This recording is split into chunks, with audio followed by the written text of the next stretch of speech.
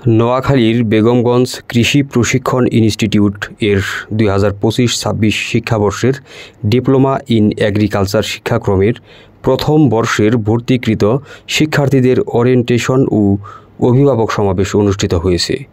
সোমবার সকালে বেগমগঞ্জ কৃষি প্রশিক্ষণ ইনস্টিটিউট এর আয়োজনে একাডেমিক ভবনের হলরুমে কোর্স কোঅর্ডিনেটর মোহাম্মদ দিদারুল ইসলামের সভাপতিত্বে প্রধান অতিথি হিসেবে উপস্থিত ছিলেন ইনস্টিটিউটের উপাধ্যক্ষ আইয়ুব মাহমুদ।